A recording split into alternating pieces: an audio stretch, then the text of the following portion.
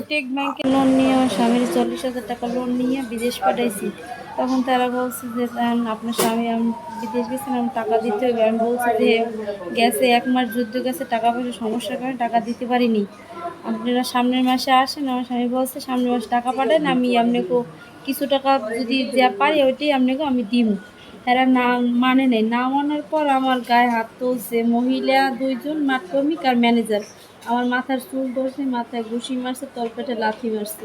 তারপর হ্যাঁ আমি বলছি আমার অন্যায় এমন তারা গলার লোক পয়সা ধরছে, আমার পয়সা দেন, আমার শরীরে হাত দিয়ে না। আমি 4 মাসের অন্তঃসত্ত্বা, আমার বাচ্চা গর্বে বলছি যে আমি অসুস্থ, আমার গায়ে আপনারা হাত তুললেন না, আমার সাইডে দেন। এরপর হ্যাঁ আমার সারেন, আমার ঘর ভিজে ডাক্তারই নামাইছে, তখন আমার ঘরের দরজা ভেঙে গেছে। আমি লোন টাকা দিতে পারিনি, দেখতে লিখি হ্যাঁ টাকা এখন লাগবে, এখন টাকা চাই। আমি বলছি সামনের মাসে টাকা দিন, আমার স্বামী টাকা পাঠাই, এরা মানতেছে না, টাকা এখন লাগবে। অফিসে নিয়ে তোমাকে বাঁধতে তুমি টাকা না দিলে। আমার শাশুড়ি, আমার চাচা শাশুড়ি না ছাড়ালে তো আমার ওরা মারিয়েই ফেলাইতো, যে অবস্থা করছে ওরা 3 জন মানুষের। কোনো এনজিও লোন নিলে যে এভাবে করে আমি কোথাও শুনিনি। টানা তৃতীয়বার অর্জন করেছে দেশের সেরা সুপার ব্র্যান্ড স্বীকৃতি বসুন্ধরা টিস্যু। ম্যানেজার 2 জন মহিলা সহকারী, আমি কিসের চাই এটা? আমি শুনি যে এরকমের তিনি ঋণ আনছে 40,000 টাকা কোটেক থেকে, আনার পরে ওটা সে দিতে পারে নাই, না দেওয়ার কারণে 2 জন মহিলা 1 জন পুরুষ যাইয়া তারপরে তারা মারিদুর করছে। এইটা শুনে আমরা গেছি, যাইয়া দেখি সে বমি করছে, অসুস্থ। এরপর আমার গাড়িতে করে আমি তারা কলাপাড়া নিয়ে আসছি।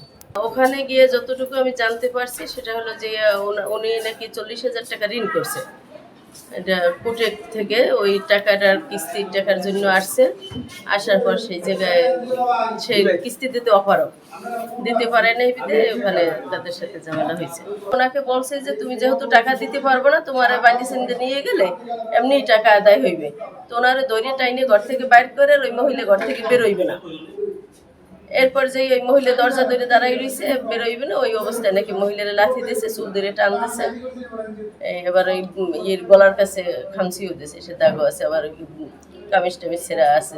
না, যে কোনো অভিযোগ করলে তো আইনগত ব্যবস্থা গ্রহণ করা হয়, তো স্বাভাবিক নিয়মই। হ্যাঁ, আমাকে কেউ অভিযোগ করেনি কোনো এই বিষয়ে, বা মৌখিক ভাবেও কেউ অবহিত করেনি। ওকে, ঠিক আছে, থ্যাংক ইউ আপনাকে। জি, সালাম আলাইকুম। ওকে।